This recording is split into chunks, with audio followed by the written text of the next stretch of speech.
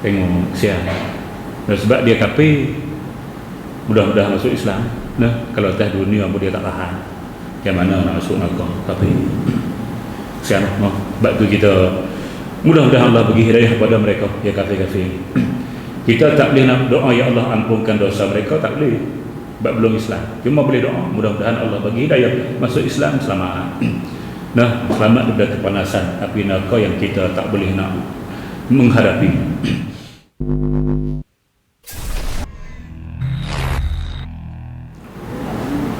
Bismillahirrahmanirrahim. Assalamualaikum warahmatullahi wabarakatuh. Alhamdulillahirabbil alamin. Wassalatu wassalamu ala asyrafil anbiya'i wal mursalin wa ala alihi wa ashabihi ajma'in. Subhanaka la ilma lana illa ma 'allamtana innaka antal alimul hakim. Qala rabbi shrah li sadri wa yassir li amri wa hlul 'uqdatam min lisani yafqahu qawli. Amma ba'd. Fa inna asdaqal hadisi kitabullah wa khairal hadi hadi Muhammadin sallallahu alaihi wasallam wa syarrul umuri muhdatsatuha wa kullu muhdatsatin bid'ah wa kullu bid'atin dhalalah wa kullu dhalalatin finnar. Alhamdulillah, kita bersyukur kepada Allah Subhanahu wa taala. Sekali lagi dengan izin Allah Subhanahu wa taala dapat kita sama-sama dalam majlis ilmu. Mudah-mudahan pertemuan dan perpisahan kita pada malam ini diberkati dan diridai oleh Allah Subhanahu wa taala. Rasa cerah sikit malam ni. Rasa cerah. Rasa cerah harap. Lampu baru.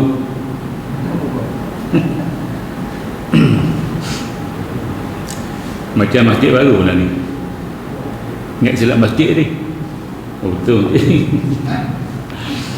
Baik, kita sambung seterusnya kitab Mastikah Hadis Mukadimah jilid yang pertama bab iman.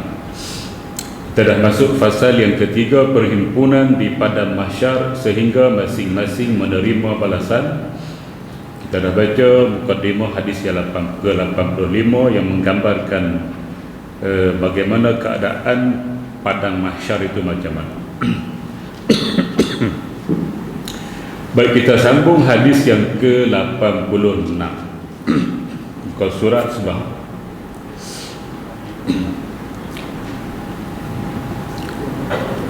247.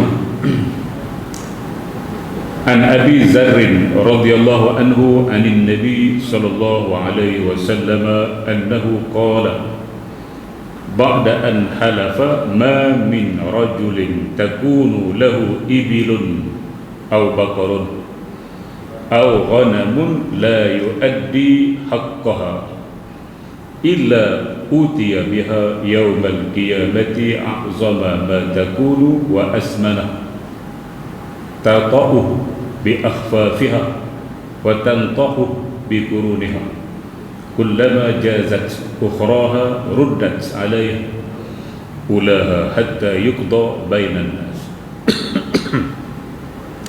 Hadis riwayat Imam Al-Bukhari dan juga Imam Muslim. Daripada Abu Zar Al-Ghifari radhiyallahu anhu dari Nabi Muhammad sallallahu alaihi wasallam bahawa baginda Nabi bersabda sesudah baginda bersumpah. Lepas Nabi sumpah, wallahi, Nabi pun bersabda, tidak ada seseorang yang memiliki unta, lembu atau kambing yang ia tidak menyempurnakan haknya, melainkan dibawa binatang itu pada hari kiamat dalam keadaan yang sebesar-besar dan segemuk-gemuknya. Apa dia buat? Memijak dan melanyak-lanyaknya dengan tapak kakinya dan menanduknya dengan tanduknya. Setiap kali selesai kumpulan binatang-binatang itu berbuat demikian, diulanginya pula perbuatan yang tersebut sehingga diselesaikan perbicaraan di antara manusia.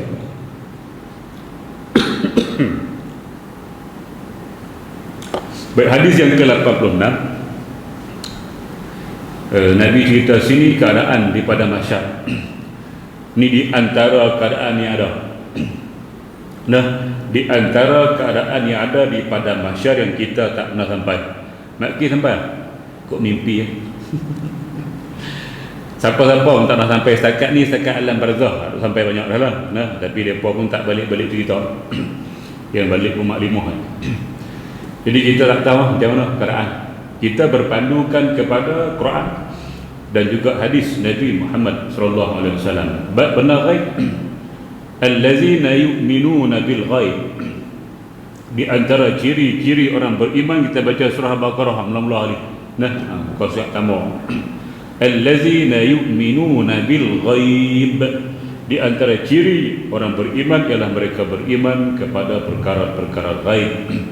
Dan perkara ghaib ini kita cuma dapat daripada Quran dan juga hadis Nabi Muhammad sallallahu alaihi wasallam. Dan hadis pula dia kena sekurang-kurang pun sahih lah. Nah, di ahad yang sahih. Hadis ni Bukhari dan juga Muslim, hadis yang ranking nombor 1 dalam hadis-hadis.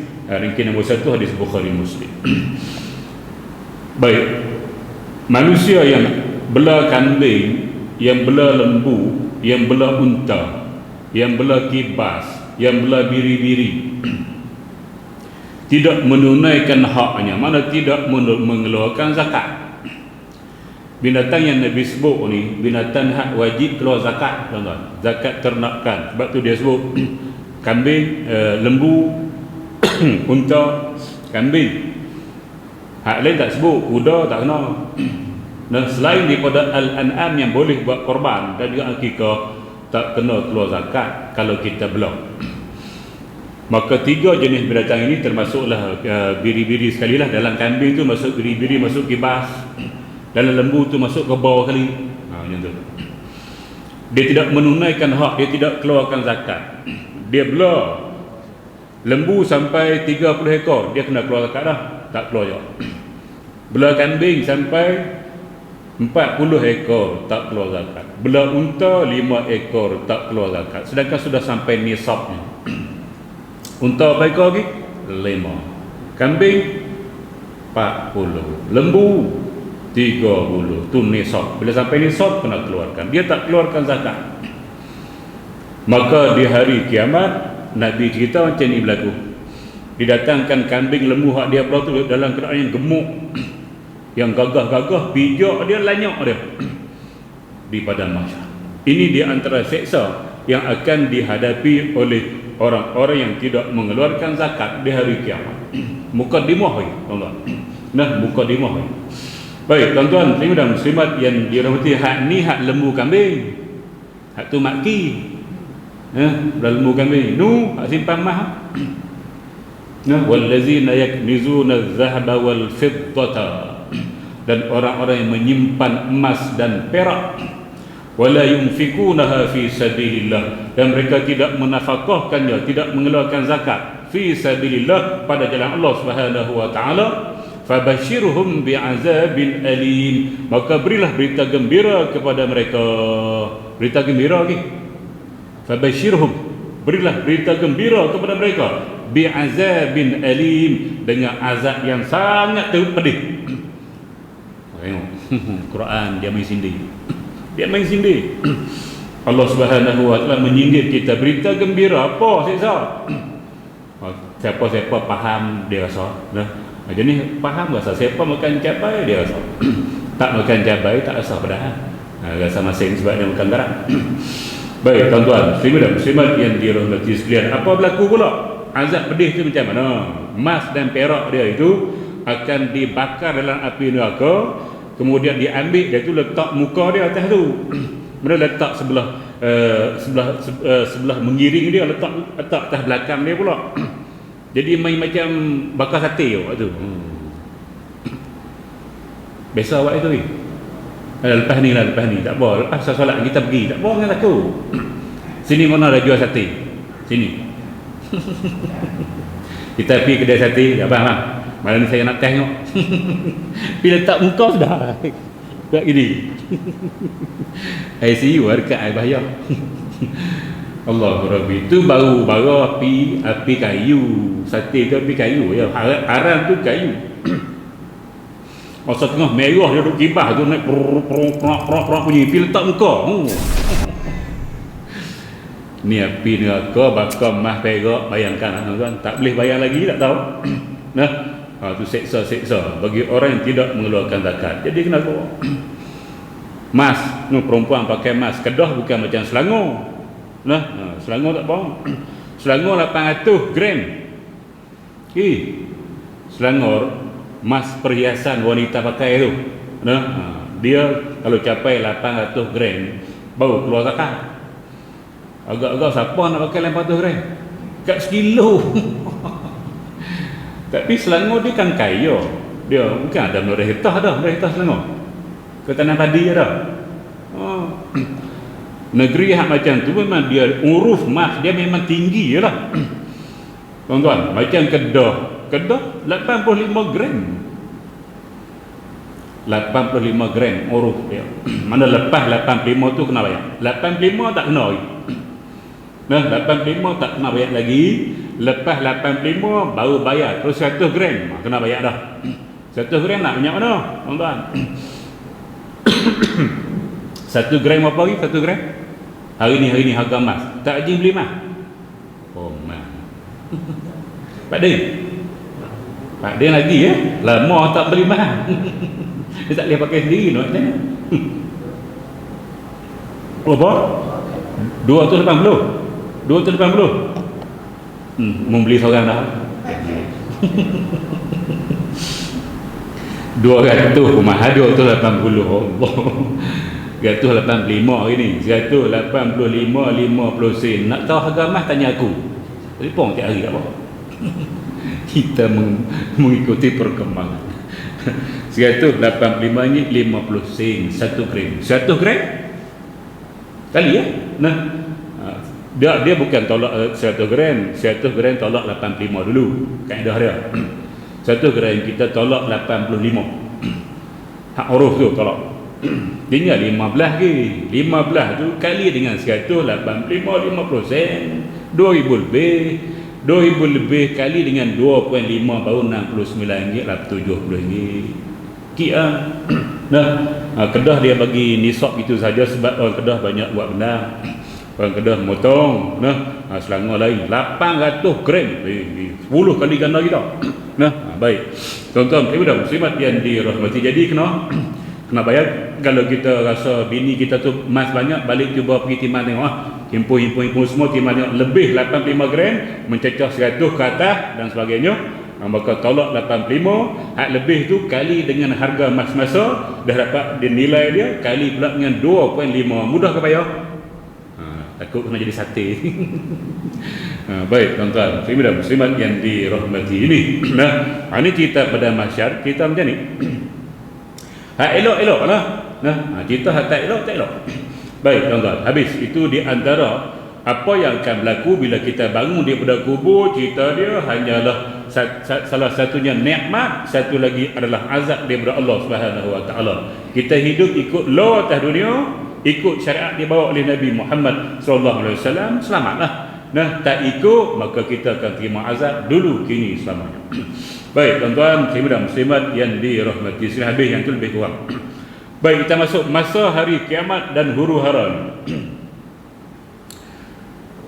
Seharusnya diingatkan bahawa masa yang bermula daripada ketika manusia bangkit daripada kubur pergi kepada mahsyar menghadiri perbicaraan dan hukuman Tuhan Rabbul Alamin, sehingga ke waktu manusia menduduki tempat masing-masing di syurga atau neraka mengikut hukuman Tuhan yang Maha Adil, ialah masa hari kiamat yang terbesar, masa yang huru-haranya menyelubungi jiwa tubuh badan manusia.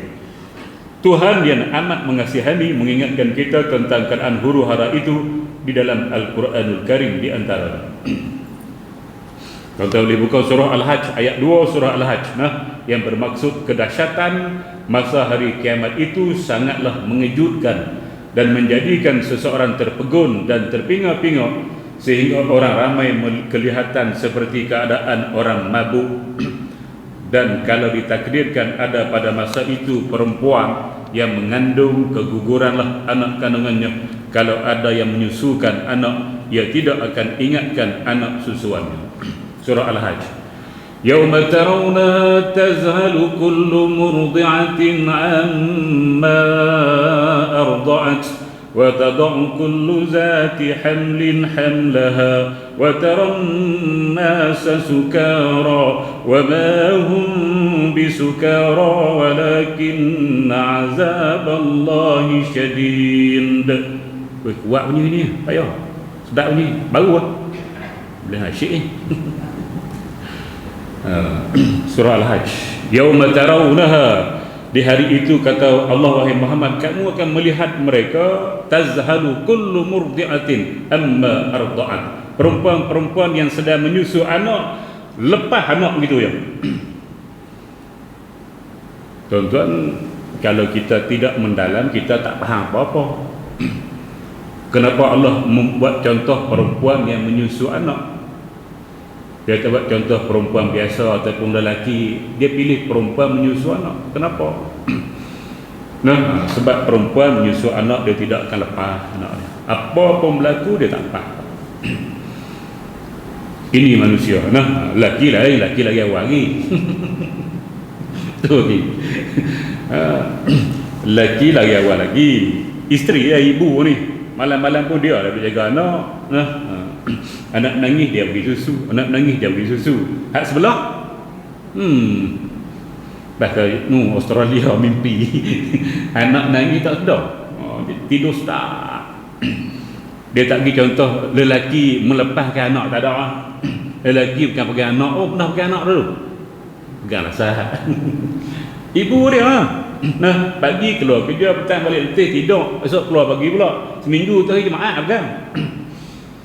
Ibu tu hari siang malam pagi petang 24 jam kalau tak kerja lah. Nah, jadi dia bercontoh perempuan hak nyusu. Perempuan hak pegang anak nyusu, dia takkan lepas apa pun berlaku. Tapi tengok neraka punya, tengok dia hari kiamat, dia terkejut dia tu lepas anak. Tu. Nak kita takutnya pada hari itu sampai perempuan yang menyusu pun lepas anak. Tidak, dia tak lepas. Dia tengok rimau tak lepas. Dia pegang anak, dia datang peluk anak dia. Tu apa tu? Pada yang sama nak aku saja kata kan. Dia tak lepas, ada yang tak lepas. Dulu saya cerita dah pernah berlaku. Seorang ibu macam ni lah, dia hujang hari-hari macam ni. Dia akan berlaku banjir tu tiba-tiba. Kadang tu hujan di tempat kita tak ada hujan belah atas. Sungai ni dia datang dari belah atas, air turun pum, tu dia tak sedap. Dia tengah basuh baju. Pergi sungai, orang kampung. Basuh di sungai tu hang mudah. Anak duk main situ, anak umur 3-4 tahun.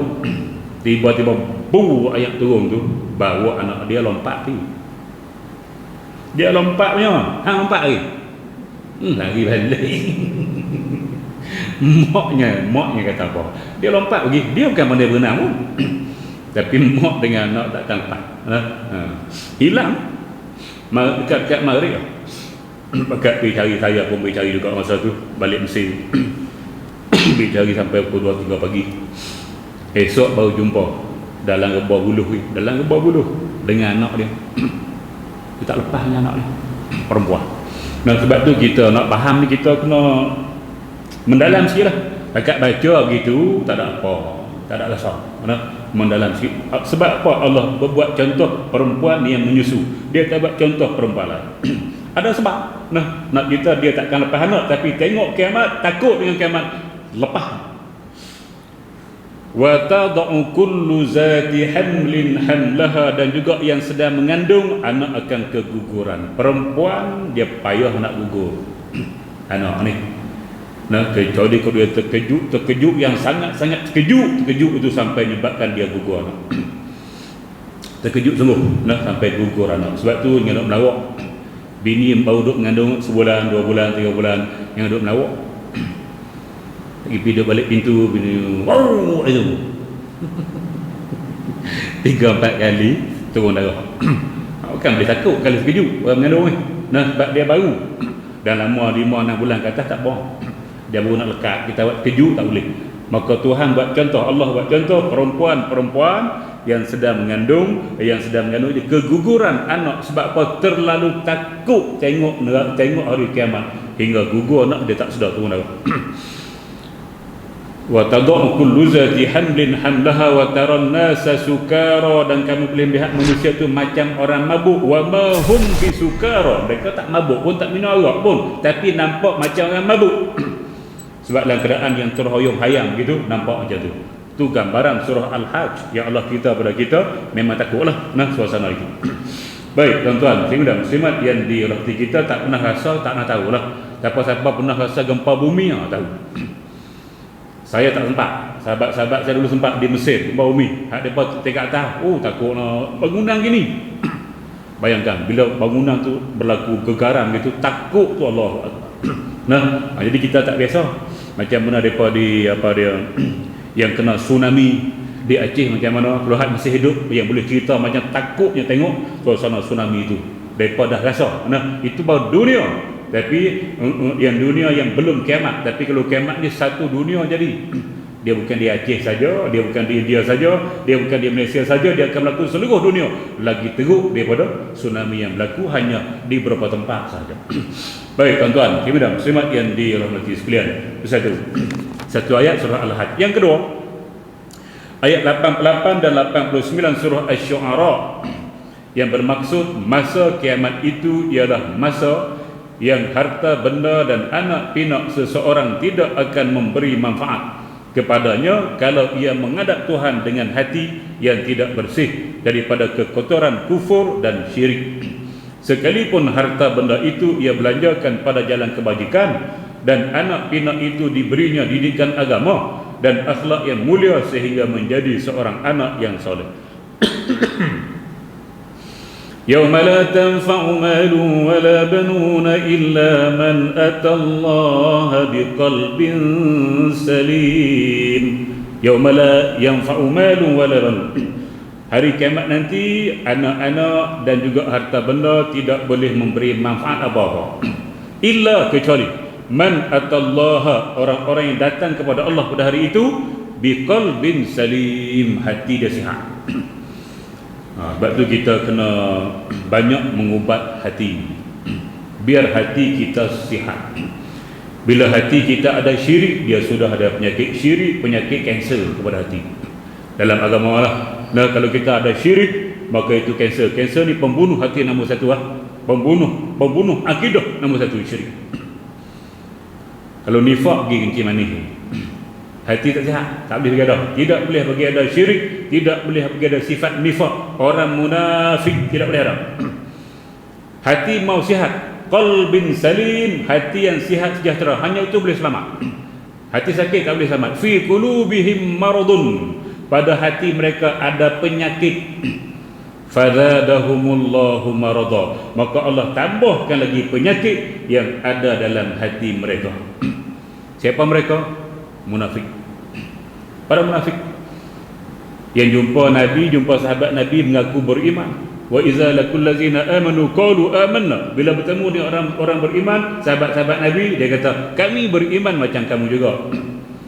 Wa iza laqul ladzina amanu qalu amanna wa iza khalau ila syayatinihim, bila dia bersama-sama dengan puak-puak dia, geng-geng dia, mereka hanya mengatakan kami hanya bermain-main saja. Tipu ya, itulah munafik. Zahir menzahirkan Islam, tapi hati dia munafik, hati dia kufur kepada Allah Subhanahu wa taala. Allah sebut orang munafik fi qulubihim maradun, hati mereka ada penyakit. Dah ada penyakit, fazadahumullahu marada, Allah akan tambah lagi sakit itu biar jadi lebih sakit. Dia macam tu, bila sesat dia akan bagi sesat lagi. Sekali jumpa tak umur, dia akan pergi kali kedua. Kali kedua pergi, dia akan pergi kali ketiga. Itulah sunnatullah. Dia akan bagi kita sesat-sesatnya baru buat hati. Nak buat sesat, biar sesat sungguh-sungguh. Baik tuan-tuan, muslimin dan muslimat yang dirahmati, maka di sini ayat ini cerita hati mau sihat, maka jangan terlibat dengan syirik kepada Allah Subhanahu wa taala yang kita duk ngaji dalam apa dia ilmu akidah lah, nah tentang ilmu akidah. Baik, itu yang kedua, jenis-jenis manusia. Yang ketiga ayat 34 37 surah Abasa, yang maksudnya masa kiamat itu ialah masa yang tiap-tiap seorang melarikan diri daripada saudaranya, pakat lari semua, ibu bapaknya, isteri dan anaknya, kerana masing-masing pada masa itu cukup sibuk dengan urusan keselamatan dirinya, tidak berpeluang hendak mengambil tahu hal orang lain, sekalipun itu serapat-rapat, semulia-mulia dan sekasih-kasih orang kepadanya. Yauma yafirrul mar'u min akhihi wa ummihi wa abihi wa sahibatihi wa banihi likulli imri'in minhum yawma idzin sya'nun yughni. Surah Abasa ujung kali. Ingat lagi? Tak ingat tak? Lambat lagi jadi imam. Baik tuan-tuan, yauma yafirrul mar'u min akhihi, hari kiamat nanti manusia akan lari daripada saudara mara dia. Wa ummihi, dan ibu dia, wa abihi, dan bapa dia, wa sahibatihi, dan bini dia. Quran sebut sahibah. Sahibah ni kawan perempuan, tapi maksud dia isteri. Nah, bini dia lari habis. Sebab apa? Likulli imri'in yawma idzin sya'nu yughni, semua manusia pada hari itu hanya sibuk dengan urusan masing-masing, tak sempat dah nak fikir bini, tak sempat dah nak fikir anak, tak sempat nak fikir ayah, tak sempat nak fikir mak, tak sempat nak fikir anak-anak, hanya sibuk dengan urusan masing-masing. Hari itu dinamakan individualistik. Manusia akan bersifat ananiyah, aku tak boleh tolonglah atas dunia, tolonglah anak kena buah pinggang contoh. Nah, bakat tolong. Mungkin mak boleh bagi, mungkin adik boleh bagi, boleh kakak. Bakat tolong, boleh tolong atas dunia. Sana minta maaf lah, tidak ada lagi tolong-menolong antara satu sama lain, sebab semuanya sibuk dengan urusan masing-masing. Macam itulah takutnya suasana huru-haranya kiamat, sampai manusia tak peduli pada sesiapa pun. Habis. Nah, itu gambaran berlaku kiamat melalui 3 ayat. Yang pertama 3 surah, surah Al-Hajj, surah Asy-Syu'ara, dan surah Abasa.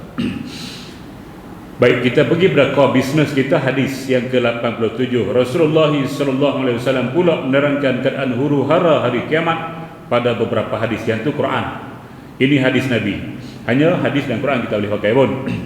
Baik, antara hadis-hadis yang berikut 87, an Abi Hurairah radhiyallahu anhu anna Rasulullah qala ya'raku an-nasu yawmal qiyamah hatta yazhaba araqahum fil ardi 70 zira'ah wa yuljimuhum hatta yablugha azanahum, atau kama qala sallallahu alaihi wasallam. Hadis Bukhari Muslim juga, ringki nombor 1 daripada Abu Hurairah radhiyallahu anhu bahawa Nabi Muhammad sallallahu alaihi wasallam bersabda, manusia berpeluh pada hari kiamat. Kita peluh ni kita tak sonok, nah, kita peluh kita tak sonok. Tuan-tuan, ibu-ibu muslimat yang dirahmati sekalian, kita nak macam malam ni je, yang sejuk lah ni, aircon baru aircon baru, lampu baru semua, macam ni sonok, macam ni duduk 10 jam tak apa. Cuba duduk lambat aircon rosak, Allah, bila nak sampai dah buka tingkat duduk kibah gini panas, nah Allah, bila sampai kita peluh kita panas, nah bukan kita sejuk. Baik, berpeluh, manusia berpeluh pada hari kiamat dengan banyaknya sehingga air peluh mereka meresap ke dalam bumi berpuluh-puluh hasta. Dia terjemuh berpuluh-puluh hadis sab'in. Sab'in apa? Wahid, ahad, isnani, thalatha, arba'a, khamsah, sittah, sab'ah, 7. Sab'in 70. 70. Kalau sab'un 7, sab'in 70. Kalau sab'ata asyara 17. Belajar sikit bahasa Arab, ambil itu lah. Sab'un 7, sab'ata asyara 17. Sab'in sama, sab'un dengan waw, sab'in sama. Tengok i'rab dia punya nama. 70 zira'an hasta. Ulama menyebut kalau hujan lebat macam kita lah ni, hujan hari-hari ni. Macam tu lebat hari. Air itu tidak akan menyerap sampai 70 hasta ke bumi, tidak serap. Tidak sampai 70 hasta ke bumi air. Bayangkan hujan lebat tu berturut-turut berhari-hari, seminggu contoh, dia tidak menyerap sampai 70 hasta ke bumi. Tapi peluh manusia di hari padang mahsyar serat sampai banyak peluh tu, dia turun ke bawah sampai 70 hasta, lebih lebat daripada hujan lebat hak berlaku hari ni. Allahu Akbar. Cerita macam tu nak cerita apa ni? Hak tu Nabi cerita dahsyat tak dahsyat peluh manusia. Hak tu hak bawah tu nanti cerita kat atas. Hadis ke 88 cerita naik ke atas pula peluh. Wa yuljimuhum hatta yablugha azanahum, dan menenggelami mereka sehingga sampai ke telinga masing-masing. Sampai tahap telinga. Hadis ni sampai telinga. Baik, itu hadis 87. Tengok pula hadis 88. Anil Miqdad ibn Aswad radhiyallahu anhu qala sami'tu Rasulullah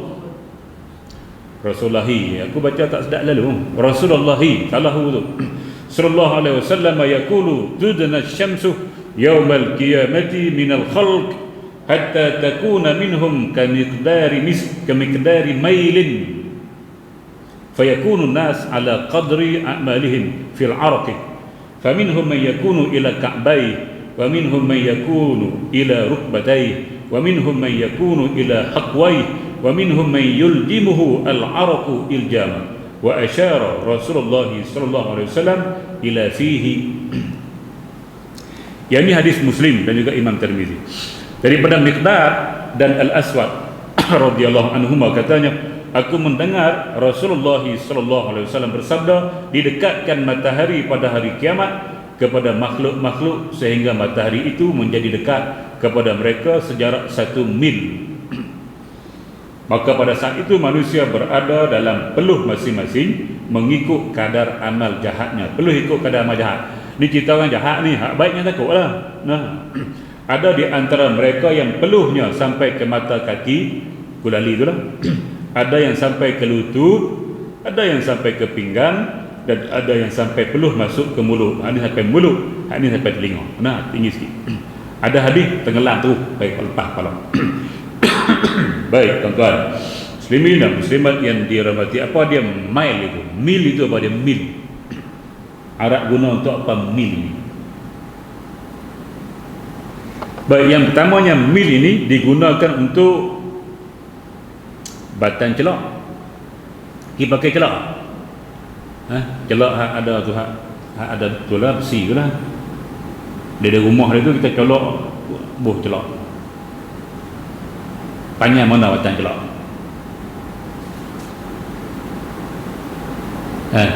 Tiga inci.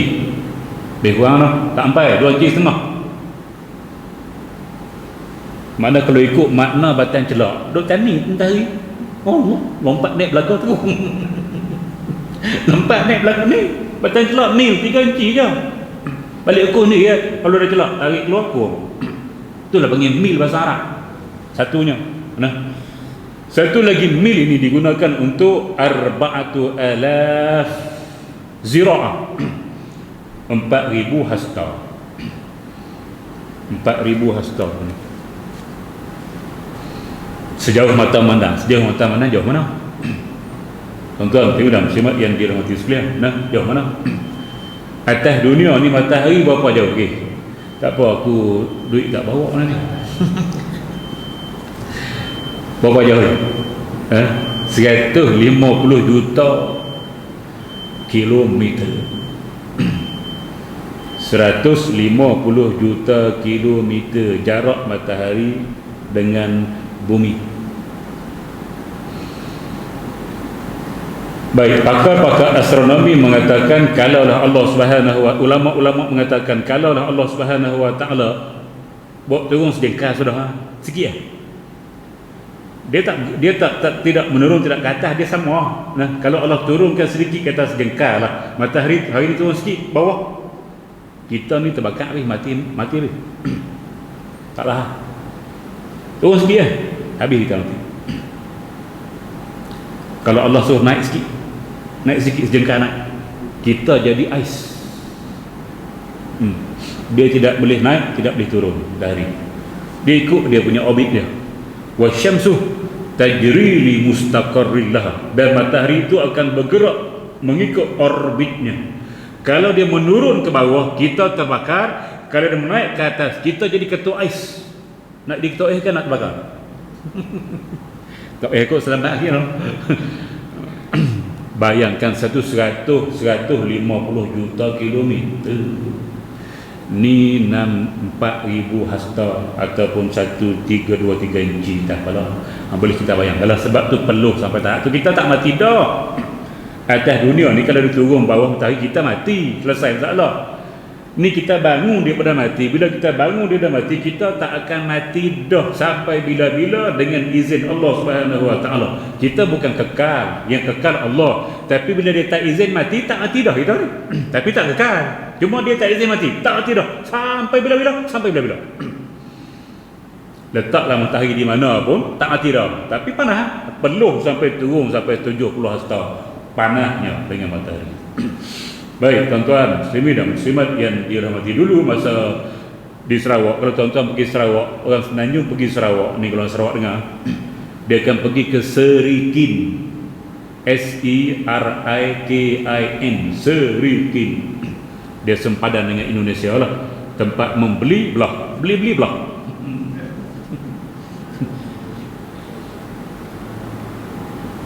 Kain pelikat macam tu, murah, ramai-ramai. Pergi situ, oh panas dia luar biasa. Pakai payung, tak tahan kepanasan itu. Nah, berapa puluh darjah bawah, memang semua pakai payung. Bukan hujan pun, panas. Saya tengok geng-geng Iban datang daripada mana, dia mungkin daripada ni lah, tak jauh. Dalam bas tu di India. Tengok siap. Dan sebab dia kafir, mudah-mudahan masuk Islam. Nah, kalau atas dunia pun dia tak tahan, macam mana nak masuk neraka? Tapi siap, sebab tu kita mudah-mudahan Allah bagi hidayah kepada mereka, ya kafir-kafir. Kita tak boleh nak doa ya Allah ampunkan dosa mereka, tak boleh, sebab belum Islam. Cuma boleh doa mudah-mudahan Allah bagi hidayah masuk Islam, selamat. Nah, selamat daripada kepanasan api neraka yang kita tak boleh nak menghadapi. Baik tuan-tuan dan muslimat yang dirahmati, habis hadiah 88. Tengok 89.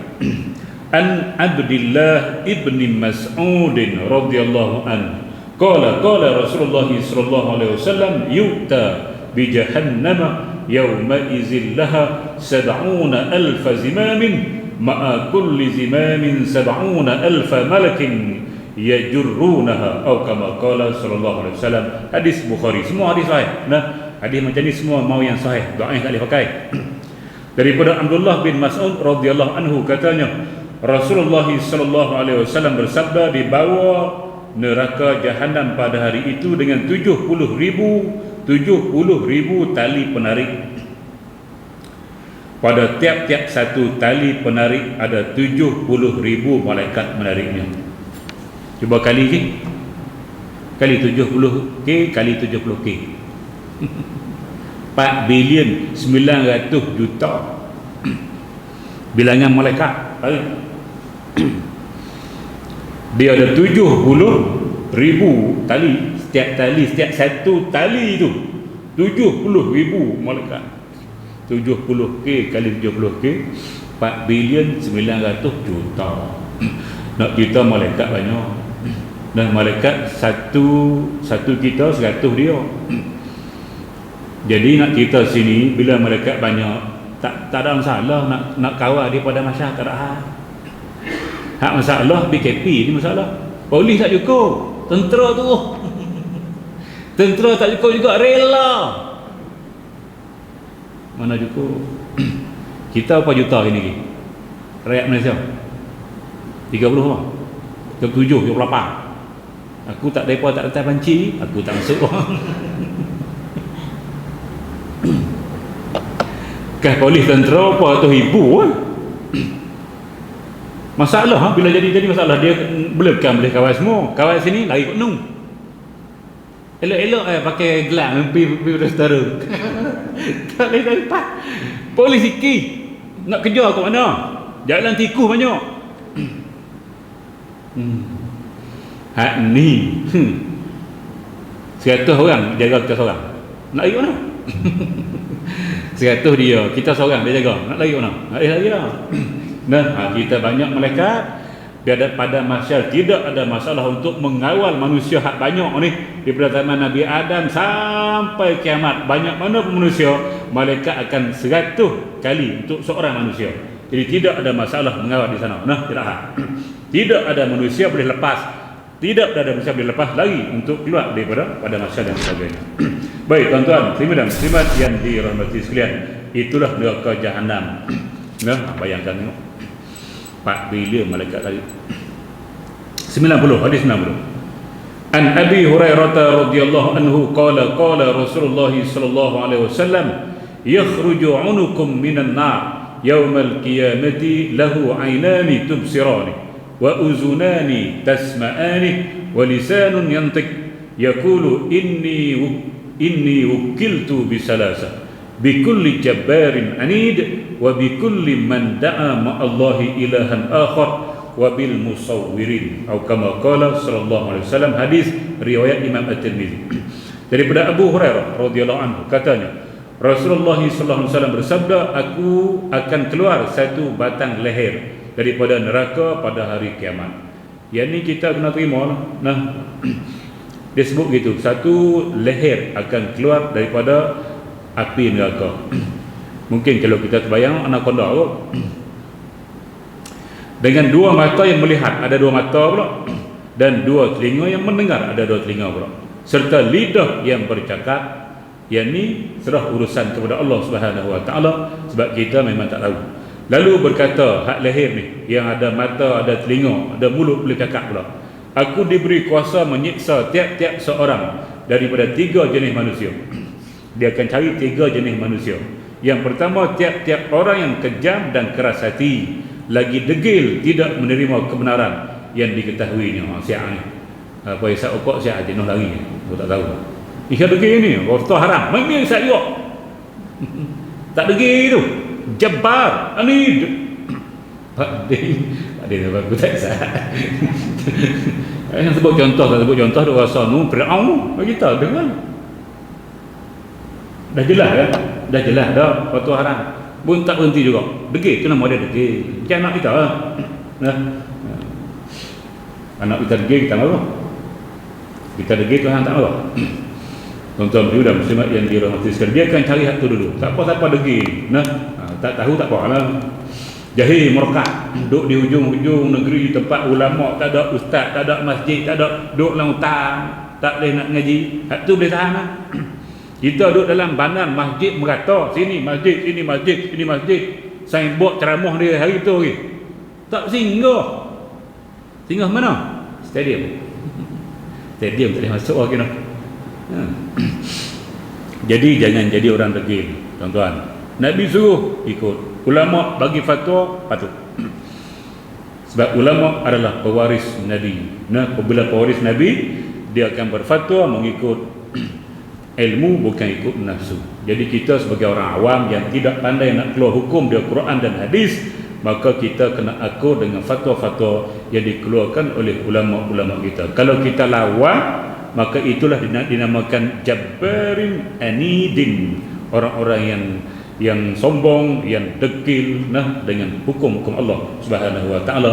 Kepala ni, leher ini yang ada mata, ada mulut, ada telinga, dia nak cari hak ni lah nombor 1. Mana? Nombor 1. Baik tuan-tuan, saya mudah muslimat yang dirahmati sekalian. Itu contoh saya bagi, banyaklah lagi. Itu contoh hak paling mudah. Lain banyak lagi. Baik. Yang kedua, tiap-tiap orang yang mempersekutukan sesuatu yang lain dengan Allah Subhanahu Wa Taala, yang melakukan syirik. Nombor 2 dia lagi. Dan orang-orang yang membuat gambar, sudah. Al-musawwirun, yang membuat patung. Makna dia mengukir patung yang sempurna, macam manusia, macam binatang sempurna, macam lembu seekor sempurna, macam rusa ada tanduk kali sempurna dia buat. Manusia daripada kepala ada 2 tangan, ada 2 kaki, ada perut, ada dua semua sempurna. Hak pengukir patung tu, hukum dia adalah haram, nah, dosa besar. Sebab dia dikira unsur-unsur syirik kepada Allah Subhanahu Wa Taala. Dia akan cari. Hak melukis pun saya pesan, hak melukis ni satu seni, tuan-tuan. Nah, kalau kita nak lukis manusia, kalau kita nak lukis binatang, lukis jangan bagi penuh. Takut masuklah ni. Al-musawwirun tu ada kata patung memang dah, tapi takut masuk hak gambar biasa yang bukan patung, takut masuk yang tu. Jadi kalau nak lukis nak lukis penuh boleh, tapi lukis Popeye the Sailor Man, tengok dulu, tengok tangan dia. Ada tak manusia tangan ini tu? Ada? Tak ada lah. Tak apa. Mana dia, walaupun dia bentuk manusia, tapi fizikal dia tak macam manusia. Tak macam manusia, dia tak sama. Walaupun dia ada kepala, ada dua tangan, dua kaki macam kita, tapi bentuk tubuh beza. Ada lukis tubuh badan besar, kaki ada manusia ni tu. Tak apa. Lukis macam maki, penuh je. Nah, hati-hatilah tuan-tuan. Hak terlibat dengan buat patung memang tak boleh dah. Takut hak gambar ni, hak lukis. Lukis kepala sudah. Pernah pergi Bukit Bendera, pernah pergi? Lukis gambar. Dia kan beramai tu. Duk lukis gambar. Balik tak di rumah kepala Siti Nurhaliza. Allah. Baik tuan-tuan. Sebab tu dia kalau lukis kartun nah komik-komik tu lukis kartun-kartun tak apa. Jangan lukis orang tu. Takut dia minta nyawa, kita bawa satu nak bagi ke dia. Macam tak boleh bagi, bila tak boleh bagi, teruk kita. Baik tuan-tuan. Habis. Nah, itu 4 hadis. Bermula hadis 87, 88, 89 dan 90 menceritakan pada kita suasana di hari kiamat dengan peluh, dengan bilangan malaikat yang begitu ramai, dan juga dengan ada leher yang akan keluar daripada api neraka, yang ada mata, ada mulut, ada telinga. Ini suasana huru hara yang akan berlaku pada hari kiamat yang kita tak pernah sampai lagi, tapi apa yang Nabi sebut, apa yang Quran sebut, dia pasti akan berlaku. Nah, mati itu hakun, benar. Azab kubur itu hakun, benar. Bangun daripada kubur itu al-ba'su, kebangkitan, bangun daripada kubur itu hakun, benar. Mahsyar itu hakun, benar. Hisab itu hakun, benar. Timbangan itu hakun, al-mizan hakun, benar. Sirat hakun, syurga hakun, al-jannah hakun, an-nar hakun. Bila benar, dia bukan benar batil, dia pasti akan berlaku. Dan itulah apa yang kita baca. Hak kita baca ni sikit. Nah, ambil sipi-sipi hak Nabi beritahu. Hak sebenar wallahu a'lam. Macam kita duk baca tempat kita nak pergi lah. Gini. Sebelum kita pergi tengok dulu YouTube, tengok nak pergi tempat, nak pergi melancong. Macam ni bila sampai, macam ni. Tengok baca kecil, tengok besar ni. Macam tu. Hak kita duk baca ni berapa suku. Nah, hak sebenar wallahu alam, hanya Allah sahaja yang mengetahui. Baik tuan-tuan, saudara muslimat yang dirahmati sekalian. Jadi apa kita nak buat? Kalau kita nak selamat daripada ni kegerunan hak Nabi cerita ni, apa kita nak buat? Maka kita kena baca hadis 91. Nah, hadis 91 nak ceritakan ada 7 golongan manusia yang akan dapat naungan daripada Allah Subhanahu Wa Taala di hari yang tidak ada naungan kecuali naungan Allah Subhanahu Wa Taala di pada masa nanti. InsyaAllah kita tidak akan kena matahari hak jengkar. Tak kena. Sebab kita dipayung oleh Allah Subhanahu Wa Taala, peluh-peluh apa pun tak ada. Nak selamat kita kena masuk sekurang-kurang salah satu daripada 7 golongan manusia ini. Ayat ni kita akan sambung minggu bulan depan. Bersambung. Ada macam tu. Ada macam drama. Kalau saya baca malam ni 9.30. Kita ada 9.30. Jadi berhenti dulu. Nah, okey, selesai. Okey, tengok kalau ada soalan.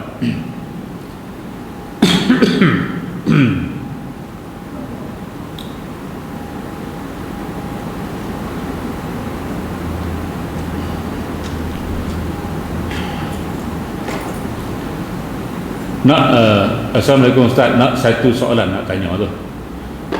Mungkin terkeluar daripada tajuk hari ini begini. Sebelum Bilal iqamah, dia ada menyebut sauf.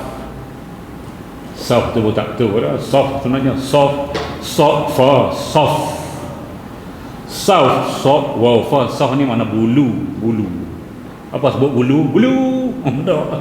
Benda bulu.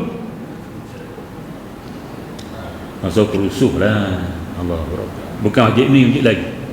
Sauf, sauf, bulu, bulu. Benda bulu. Bulu kambing. Sauf. Sauf saja, tidak ada waw. Nah, sauf. Surah sauf, sauf. Sauf ni maksud dia barisan. Nah, sauf bukan panjang dia, sauf gitu. Baik, dia kata bila sebelum qomat dia sauf, lepas tu Allahu Akbar, boleh tak Bilal menyebut demikian pohon penjelasan. Baik, tuan-tuan muslimin dan muslimat yang dirahmati sekalian, dalam masjid ini ada dua pelakon yang utama. Apa dia? Yang pertama tu imam, ni hero lah. Yang kedua pembantu dia, pelakon pembantu Bilal. Baik, imam dan juga Bilal, dia ada tugas masing-masing. Jangan duk ambil tugas orang. Dia macam di sekolah, dia ada guru, dia ada tani. Guru kerja dia ngajar lah dalam kelas, bukan kerja ambil duit budak. Untuk kerja tani. Kenapa bagi pada guru? Guru dah banyak kerja, pada murid lagi nak semak kertas lagi, nak semak buku lagi, bagi pula duit yuran nak butik pula. Kan kerja tani buat apa main game? Itu bukan melawak tu, betul lah. Kita buat kerja orang sebenarnya. Baik, jadi jangan ambil kerja orang. Kerja Bilal apa dia? Kerja Bilal dia ialah azan. Dia tak payah minta izin untuk imam pun. Ustaz pun dia tak minta izin, dia pergi azan. Masuk waktu azan lah. Yang tak masuk 3 suku lah pergi. Masuk waktu azan. Habis azan, bila dia nak qomat, dia kena minta izin untuk imam lah. Nah, mana dia tengok tak imam kata okey, ataupun dah kebiasaan dah, tulis dah 15 minit dah biasa dah, tengok bahan ID imam pun dah standby, boleh lah qomat walaupun tak tengok dia. Nah, itu dia kerja dia. Kerja imam apa dia? Kerja imam sebelum dia solat, dia sunat berkata, sunat mengarahkan makmum untuk membetulkan saf. Nabi begitu, sawu sufufakum fa inna taswiyatas sufuf min tamamis salah wa fi riwayatin min iqamatis salah. Nabi kata sawu sufufakum, betulkan saf kamu. Fa inna taswiyatas sufuf, kerana membetulkan saf min iqamatis salah, daripada mendirikan solat. Baik, jadi kerja hak kata betul saf kan kerja Bilal. Kerja apa lagi? Imam. Bila qomat saja, tak payah duduk saf tu. Saf pun tak betul dah sebut. Nah, tak payah, qomat je. Kerja untuk suruh betul-betulkan saf adalah kerja imam. Nabi duk kata, bukan Bilal kata. Nah, jadi betul ni. Baik, tuan-tuan, dan muslimat yang dirahmati sekalian. Kadang tu buat kerusuh imam Bilal kali dia tak pergi tu, sikit beruk lah macam-macam. Lah kali orang tegur marah, oi hang sabar, jenis tu payah. Nah, baik, jelas tu. Saya baca doa kunut nazilah dengan melihat kertas doa kerana saya tak hafal. Bolehkah Ustaz mohon pencerahan semasa solat subuh? Baik, kunut nazilah tak pada solat subuh, boleh zuhur, boleh asar, boleh lima waktu, boleh lah kau. Nah, alhamdulillah. Baik, dah kita tak apa nak macam mengejut pula, so kita baca macam yang keren. Kunut nazilah kita akan selalu baca, jadi benar bila tak selalu baca bukan ingat pun, aku tak ingat. Kunut biasa tak apa lah, kunut nazilah kita bukan selalu baca. Nah, jadi kalau bagi masa kita boleh tengok mula. Dah mengejut ni, kalau kita jenis lambat ingat tak boleh apa juga, boleh lah tengok. Macam kita surat tarawih lah, kita boleh melihat pada Quran. Tapi kalau yang afdal, kalau tanya afdal, tanya boleh memang boleh. Tanya afdal tak tengok lah. Nah, afdal tak tengok. Jadi imam tu afdal tak tengok Quran gitu. Tapi kalau dah tak boleh juga, kita nak baca surah-surah yang tinggi-tinggi, yang atas-atas kita tak apa, untuk tarawih lah, maka bolehlah kita tengok. Tapi solat biasa, fardu biasa, tak payahlah tengok. Baca kita ingat sudah. Baik, sebab sebab kita disuruh tengok tempat sujud. Kita disuruh tengok tempat sujud. Masa berdiri tengok tempat sujud, masa rukuk tengok tempat sujud, masa sujud pun buka mata tengok tempat sujud. Semua daripada takbiratul ihram sampai bagi salam tu memang kita tengok tempat sujud, kecuali waktu kita syahadah asyhadu an la ilaha illallah naik tu, tengok datang ni datang ni. Bukan gitu. Hei, asyhadu an la ilaha illallah. Oi. Dia kena bengkok sikit, tawaduk. Imam Syarbini sebut, Khatib Syarbini sebut dalam Mughnil Muhtaj. Jadi kita jangan ditegakkan gitu, dia kena sedikit ke bawah menunjukkan tawaduk. Jangan angkat tu pun tak tinggi. Baik, masa tu tengok mata kita dengan tengok sujud. Mata kita tengok jari kita kalau tahiyat awal sampai kita bangun ke yang ketiga lah. Kalau tahiyat akhir sampai bagi salam, assalamualaikum warahmatullahi wabarakatuh. Tuh, tengok ni. Hak lain semua tengok tempat sujud. Maka kalau kita tengok tempat lain jadi makruh, kecuali kalau kita tengok tempat sujud jadi tak khusyuk. Ada gambar sejadah. Gambar macam-macam. Walaupun gambar Baitullah pun tak kira, gambar pun pelik. Jadi kita kalau tengok jadi fikir kok lain. Contoh sejadah jenis black sikit warna dia, black sikit serabut sikit, kita fikir menatang apa ni, jadi gitu. Jadi itu, maka khusyuk tak ada. Masa-masa tu kita boleh nak angkat tengok depan tu pula. Pejam mata. Jadi bila ada keperluan maka bolehlah kita buat. Baik. Last 3 soalan itu petua guru saya lah. Semasa membaca doa tolak bala, baik semasa kunut atau semasa berdoa di luar solat, ada jemaah yang terlingkupkan tangan dan ada yang menadah tangan seperti biasa. Persoalannya, betulkah perbuatan terlingkupkan tangan itu sedangkan kita memohon kepada Allah untuk menolak bala tetapi tangan ditelingkupkan? Mohon pencerahan. Baik, jadi doa ini kan, mana ni kita minta lah, minta. Makna kalau tolak bala pun kita minta juga tolak bala. Kenapa kita tak minta? Minta lagu ni, kau tu tak minta tu tolak. Itulah persoalan dia tanya tu. Sedangkan kita minta patut begini, bukan gini minta. Ada orang pergi kutip derma tu sedekah minta sedekah. Gini. Itu mungkinlah perasaan dia rasa nak tanya. Boleh ya gitu. Kita minta lagu ni, kita minta lagu ni. Yang tolak bukan kita, sebab kita tolak. Yang tolak Allah, kita minta. Jengkreng lah. Baik tuan-tuan, ibu dan muslimat yang dirahmati sekalian. Baik, yang ni dia ada dalam mazhab Syafi'i. Mazhab Syafi'i mensunatkan apabila kita doa untuk tolak bala, maka kita simbolkan, bukan kita tolak, Allah yang tolak, cuma kita buat simbolik gitu. Simbolik kita nak tolak bala, minta Allah tolak bala, maka boleh. Sunat dalam mazhab Syafi'i. Pergi Mekah tak ada lah, Wahabi, bukan dalam hadis, ini mazhab. Sebab itu mungkin yang berfaham Wahabi dia kata kita ni sesat, bid'ah. Minta lagu ni, awak lagu ni, bid'ah, dalalah, masuk neraka. Jadi tak apa, mazhab Syafi'i tak nak buat pun tak apa, bukan wajib, sunat. Tak kena baca Allahumma rafa'annal bala, kita biar aku nak macam ni, ikut suka hati. Boleh, benar sunatnya. Maknanya jangan sampai bergaduh. Ni, hoi, apa awak gini? Bagi tegur pula. Awak macam ni, tegur awak gini. Awak ni tengok, ni ni namanya sikit tak? Pakai menyalahkan antara satu sama lain. Gaduh pula, tak payah gaduh. Siapa nak buat gini pun buat, siapa nak gini pun boleh. Dua-dua tu boleh belaka, tidak bercanggah apa-apa, boleh buat. Selesai. Baik tuan-tuan, saya dan muslimat yang dirahmati sekalian, jadi sekali itulah malam ni. Lebih-lebih lagi mungkin saya akan WhatsApp lah, tengok jangan saya malas jawab. Sekarang itu yang baik datang daripada Allah Subhanahu wa taala, yang buruk kelemahan saya sendiri. Aqulu qauli hadza wa astaghfirullahal azim li wa lakum. Wassalamu alaikum warahmatullahi wabarakatuh.